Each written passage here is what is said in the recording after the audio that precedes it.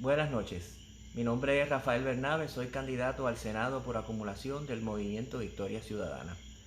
Recientemente publiqué en la página de Facebook y en otras plataformas un documento que se llama 25 medidas para impulsar el cambio que necesitamos, que como dice el título, son 25 ideas, 25 propuestas que quiero desarrollar como parte de mi trabajo en la legislatura.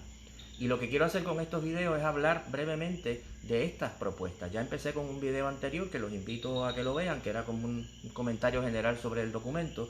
Y quisiera hablar sobre la primera propuesta, que tiene que ver con la Junta de Control Fiscal, con la deuda y con la ley promesa. Y para eso es importante que hagamos un poquito de historia muy rápidamente. Recordar que detrás de la deuda, detrás de la crisis de la deuda, está la crisis de la economía de Puerto Rico. Por muchísimas décadas, el fundamento de la política económica del gobierno de Puerto Rico fue la política de exención contributiva.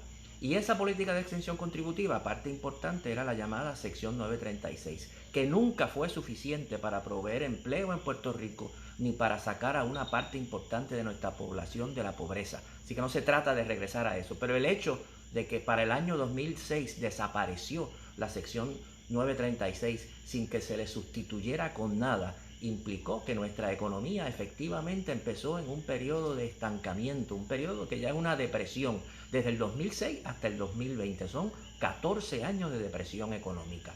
El gobierno de Puerto Rico en ese momento, en vez de reevaluar esa política de exención contributiva, la mantuvo, y para poder seguir cubriendo sus gastos, lo que hizo fue endeudarse cada vez más. Entre el 2006 y el 2014, la deuda de Puerto Rico aumentó de más o menos 43.000 millones de dólares a 73.000 millones de dólares. Ya en el 2014, al principio del 2014, yo y muchas otras personas planteamos que esa deuda era insostenible, que no se iba a poder pagar, que se iba a llegar al impago. Y efectivamente, 18 meses después, en junio del 2015, el gobierno de Puerto Rico, a través del gobernador en aquel momento, Alejandro García Padilla, reconoció que esa deuda era insostenible, que esa deuda era impagable. En ese momento nosotros planteamos que el gobierno tenía que inmediatamente decretar una moratoria al pago de la deuda e iniciar una auditoría de esa deuda para lograr cancelar la mayor parte posible de esa deuda.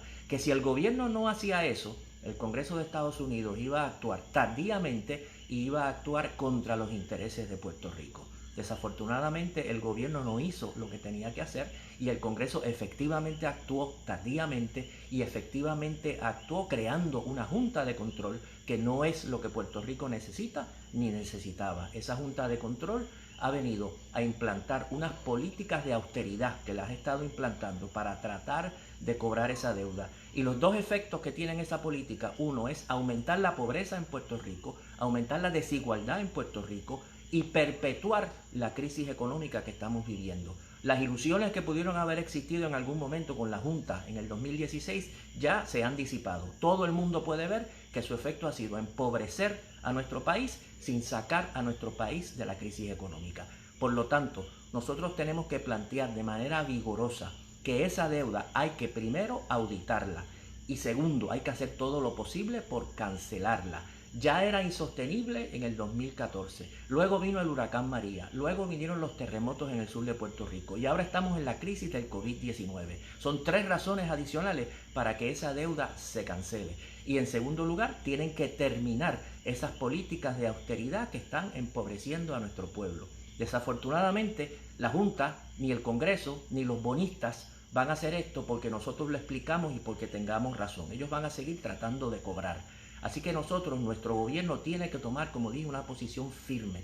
Tiene que plantear, primero, que vamos a declarar una moratoria al pago de esa deuda. Segundo, que vamos a auditar esa deuda. Tercero, que vamos a llegar a un planteamiento a todos los foros que sea necesario, explicando por qué esa deuda hay que cancelarla. Y por último, tenemos que mandar un mensaje muy claro al Congreso y a la Junta de que no vamos a permitir que continúen con sus políticas de destrucción de nuestro país. Y la manera de hacerlo es que inmediatamente dejemos de pagar los gastos, los fondos que son necesarios para el funcionamiento de la Junta. Porque aquí estamos en un caso insólito en que la Junta es nuestro verdugo, la Junta está destruyendo muchos de los recursos que necesitamos en Puerto Rico y nosotros tenemos que pagar para que la Junta pueda funcionar. Así que nosotros nos comprometemos como una de estas primeras medidas a declarar esa moratoria al pago de la deuda, a iniciar o reiniciar esa auditoría de la deuda, a luchar en los tribunales por la cancelación de esa deuda y que ni un centavo más de nuestro pueblo se utilice para financiar el funcionamiento de esa junta. Eso va a implicar casos en los tribunales, eso va a implicar un enfrentamiento con los sectores conservadores del Congreso, pero eso es lo que nuestro pueblo necesita. La crisis es tan profunda, la crisis es tan grave, que solamente una acción vigorosa de nuestro gobierno y de nuestro pueblo detrás de su gobierno va a permitirnos salir de esta grave crisis económica que estamos viviendo. Me dicen que ya me pasé del tiempo que tenía para este video, así que lo dejo aquí, pero van a ver otros videos próximamente, los invito a que los vean. Muchas gracias.